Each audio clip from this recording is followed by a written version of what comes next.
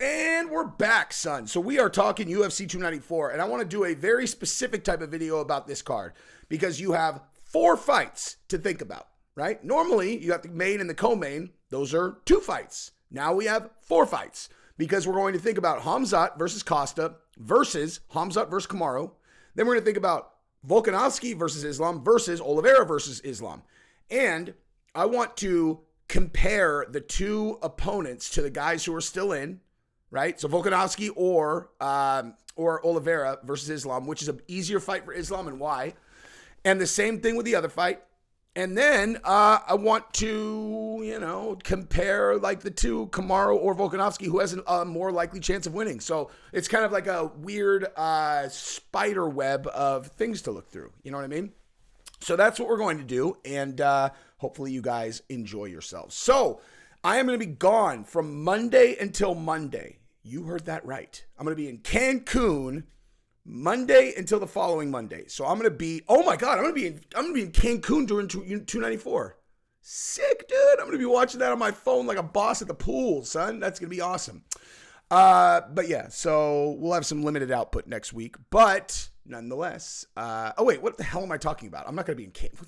Hey, idiot, when's UFC 294? It's on Saturday. You said you're leaving Monday. Right, I know. So why'd you say you're going to be in Cancun on Saturday? Because I'm a retard. That's right. You are correct. You, sir, are a retard. Thank you.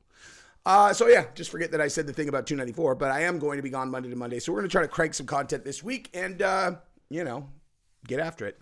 Anywho, subscribe to the channel if you haven't yet. And obviously, we got to thank the sponsor of this video, Yo Kratom, because if you're a bulk Kratom user, that is going to always be your best option. $60 kilograms. It's where I get my bulk Kratom. It's the bomb. YoKratom.com. Give them a look. Subscribe and then like this video or die. Anyway, so where do we even start, dude? Like you basically got 4 fights to compare. So let's start with Costa or Kamaru, who is a tougher matchup for Khamzat. So in all of these fights, you have to factor in one thing, which is who is more, like, which of these guys is going to be prepared to take a fight as hard as either Khamzat or Islam on this short notice, right? And I think it's fair to say that both of these guys are, they stay in good shape, right? These guys stay in good shape. But they're both fighting up a weight class from where they normally fight. And so with Kamaru, it's a bigger mystery, right? Like, it's definitely a bigger mystery. Now, he's fighting a guy who normally fights at 170, so it's kind of like a wash. You know what I mean? It is what it isn't. You always, like, a guy goes to a different weight class and, it's a different puzzle to solve. Khamzat has fought at 185. So, but like, if you think about his 185-pound fights, like, I don't know. I feel like we've seen less of him than we have at 170. I think that's fair to say. But, they basically look the same other than the fact that he absolutely dirt-napped Mershard at 185. But obviously, Kamaru Usman is a totally different puzzle on the feet. So I think when you look at both of these fights, Costa or Kamaru, the first thing to think about when you're facing Khamzat is what's the likelihood that Khamzat's going to be able to take them down, right? I think anybody that Khamzat ever fights, that's the very first thing that you got to think about. And then also, if he is able to get the fight to the ground, what happens then? And I think the answer to what happens if he's able to get the fight to the ground versus anybody, if their name is not Gilbert Burns, Charles Oliveira, I don't know. Think of Dylan Dennis, honestly. Like, guys like that are super, super, super dangerous submission specialists off their back, right? Guys like that. If they're not those guys, right? If they're not those guys, then they're in trouble, right? And so Kamaru does not want to be on his back against Khamzat at all. Jesse, he's a black belt in jiu-jitsu. Yeah, I know. So are a lot of guys in the UFC. Black belt in jiu-jitsu versus absolute elite submission specialist off your back, 2 very different things. Very different. The only reason that the Burns and Khamzat fight stayed on the feet is because in the first round, he got Burns down and Burns threatened an armbar very early and he pulled himself out of it, realized that he was in danger, when he's on top of Burns, and then they basically didn't go to the ground. Also, Burns is an incredible grappler. Kamaru is an incredible wrestler. I honestly don't feel, you want to know what my honest take is? I don't see how anyone can make a strong prediction in that fight. I also don't see how anyone could make a very strong prediction in the Costa fight. You know what I mean? Like, I think that this fight, just bottom line, is so much less predictable than the other one. You know, the Islam versus Oliveira fight and the Islam versus Volkanovski fight, those are not super hard because we've already seen both of those fights. But Khamzat versus Costa, who the hell knows? I mean, I think it's fair to say if it was on the feet, you know, Costa has a good shot of winning. We've never seen Costa, you know, put on his back except for late in the Luke Rockhold fight. But that is, he has been put on his back, dude. You know what I mean? Whether it's late in the fight, early in the fight, whatever, Luke Rockhold did put Costa on his back. That favors Khamzat. Because if a guy can get put on his back late in a fight, even though he's tired, he still could get put on his back. Kamaru has been on his back basically never. You know what I mean? Basically never. For all intents and purposes. And the thing is, like, I mean, if you think about what a super fight this would be, Khamzat versus Kamaru, if you just rewind time a year, I guess, 1 year, then, I mean, there's reason for this to be extraordinarily exciting. You know what I mean? Because if Kamaru would have just not gotten head kicked by Leon, he would have remained the champion. Then he almost certainly would have, you know, won whoever, you know, beat whoever he fought next. And then Khamzat would be fighting, you know, I mean, you'd have Kamaru as the champion with a full training camp at 170 and then Khamzat coming in. I mean, that'd be a super fight. Extremely tough fight to call, though. Extremely tough fight to call.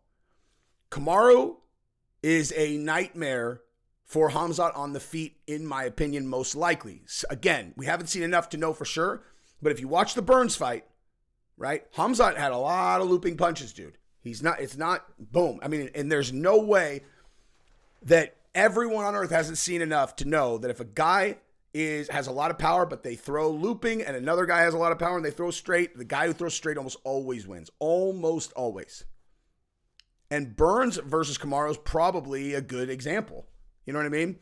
And so if it's on the feet and neither guy can get the takedown, I would say Kamaru has a good edge.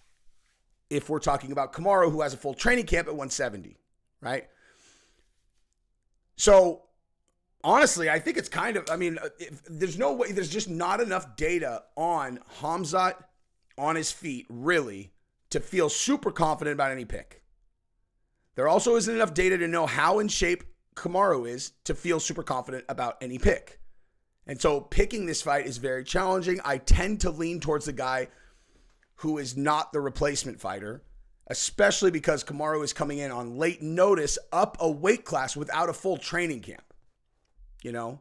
Now, that said, if he was in really good shape, now all it means is he just doesn't have a hard weight cut and he's fighting against a guy who normally fights at 170 and it's the same guy.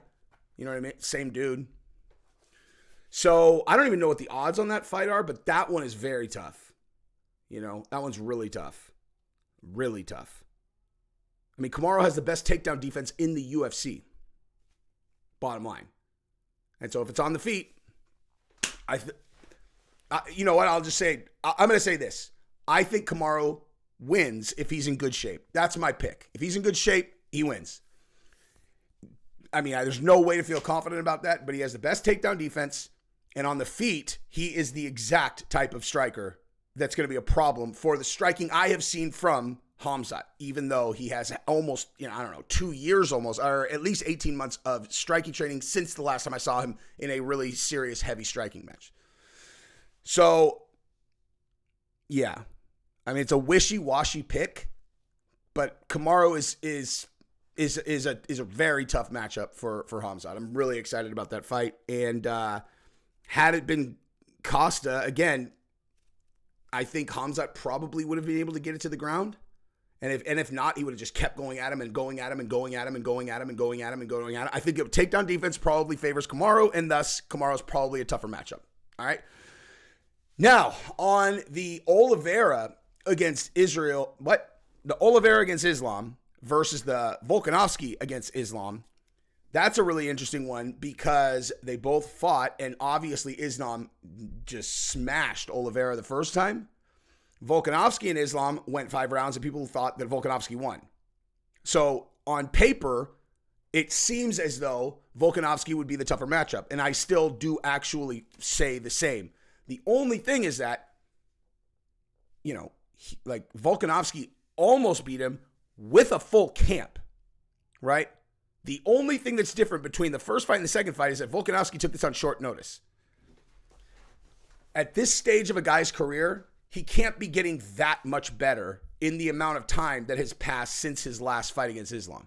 In addition to the fact that now he's fighting on his turf. Now Volk is fighting on Islam's turf. So I don't think there's any way that you should be able to pick against Islam without even getting into the X's and O's of the fight. Forget about the X's and O's, honestly. I think Islam was going to beat Oliveira again because why would he not? You know what I mean? I would love to see Oliveira come in and do and win just because I think he's a savage, but like there's no indication that anything enough has changed that Islam would not have the same outcome. Oliveira beat, Beneil. I told everybody that was I'm like, dude, you look at their you see the difference in their stand-up. Beneil's slow and he's loopy and he's sloppy, and Charles is going. I just didn't even understand what everybody was looking at breaking down that fight. I called that one right. This one, maybe Charles will be a little bit more conservative, but nonetheless, Islam's been impossible to hit. I just think it was going to be the same. And with Volkanovski, every single factor going into this fight favors Islam versus the previous fight. It's just that simple. Why? You have to favor Islam drastically. They're on his home turf. He had a full camp. Volkanovski did not. The last fight, they were in Volkanovski's backyard. There was so much energy from the crowd. That was one of the most fun fights to watch, even at home. I can't even imagine what that must have been like in person. Can't even imagine. But Volkanovski is an absolute savage. Absolute savage. Still an incredibly hard fight to pick because of how close the last one was. But given that Islam did win the last one, and every single factor favors, it improves for him and is not as good for Volkanovski, you got to pick Islam. You got to, dude. You got to.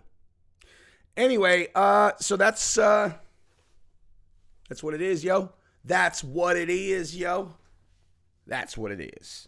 Also, I heard, I'll do this in a separate video. I heard that Conor McGregor got called out by Canelo, and Canelo had some very nasty things to say about Conor. So we'll talk about that in another video. I love you guys. Subscribe to the channel. Ring the bell.